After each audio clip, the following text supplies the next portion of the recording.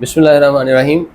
حفظ و ناظرہ سیریز میں والدین کا آج کا سوال ہے کہ کیا حفظ قرآن جو ہے وہ گھر میں رہ کے بھی ہو سکتا ہے؟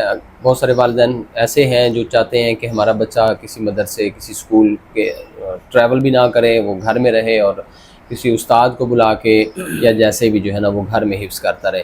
تو ہمارے ساتھ موجود ہیں ہمارے معزز مہمان مولانا ثناء اللہ صاحب، ان سے جانیں گے آج۔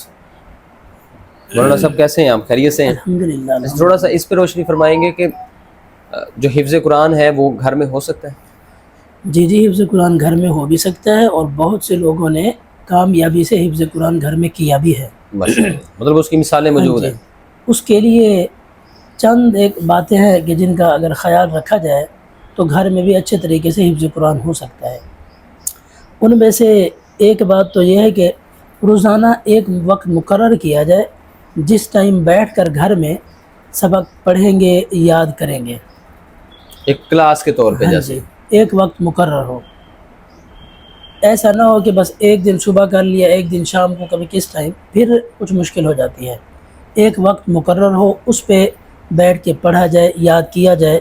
اور دوسری چیز، جو یاد ہم کریں وہ کسی مسترد قاری صاحب کو یا حافظ صاحب کو بھی سنا دینا چاہیے۔ وہ مسجد میں جا کر بھی ہو سکتا ہے، اور اسی طریقے سے آن لائن بھی کسی کو سنا سکتے ہیں، سنوانا چاہیے۔ اس میں سے تیسری چیز یہ ہے کہ جو آگے سبق ہم لیں گے تو پچھلے جتنے بھی سبق ہو چکے ہیں، جتنا بھی پڑھ لیا ہے، اس کی بھی دہرائی کا انتظام ہونا چاہیے۔ ایسا نہ ہو کہ آگے تو پڑھتے جائیں، یاد کرتے جائیں، پیچھے والا نہ دہرائیں، پیچھے والا پھر بھول جائے گا۔ پیچھے والا بھی دہراتے رہیں، آگے والا بھی پڑھتے رہیں نئے سبق کے ساتھ ساتھ۔ مطلب ترتیب وہی ہوگی جو کلاس کے اندر ہے، بس وہ انوائرمنٹ چینج ہوگا کہ آپ کسی جگہ پہ جا کے نہیں کر رہے، اپنے گھر میں بیٹھ کے کر رہے ہیں، تو اس کے پیچھے جو ہے نا ایک استاد یا کوئی بھی آپ کا جو ایسا نمائندہ جو آپ کو سنے بھی صحیح، آپ کوئی نگرانی بھی کرے، کیونکہ خود کار طریقے سے کوئی بھی کام ہے اس کے لیے مشکل ہو جاتی ہے، ظاہر ہے، کیونکہ اگر پوچھنے والا جب ہم ہوگا کسی سے رہنمائی لیں گے نا، اس سے پھر فائدہ یہ ہوگا کہ ہماری جو تجوید ہے وہ درست ہو جائے گی۔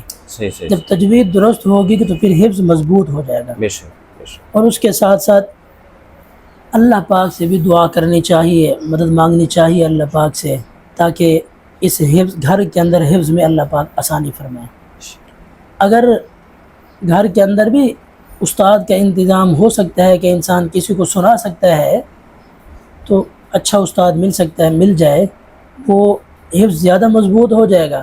اگر استاد بالفرض نہیں ملتا، کہیں ایسی صورتحال ہے، پھر بھی حفظ ہو سکتا ہے کہ باقاعدگی سے گھر کے اندر پڑھا جائے، نظم و ضبط رکھا جائے، ترتیب سے پڑھتے رہے تو پھر بھی حفظ ہو سکتا ہے۔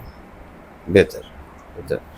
جی ناظرین، والدین سوال کرتے ہیں کہ حفظ قرآن گھر میں ہو سکتا ہے یا نہیں، تو مولانا صاحب فرما رہے ہیں کہ گھر میں حفظ ہو سکتا ہے، اور بہت سارے لوگ جو ہیں وہ گھر میں حفظ کرتے ہیں۔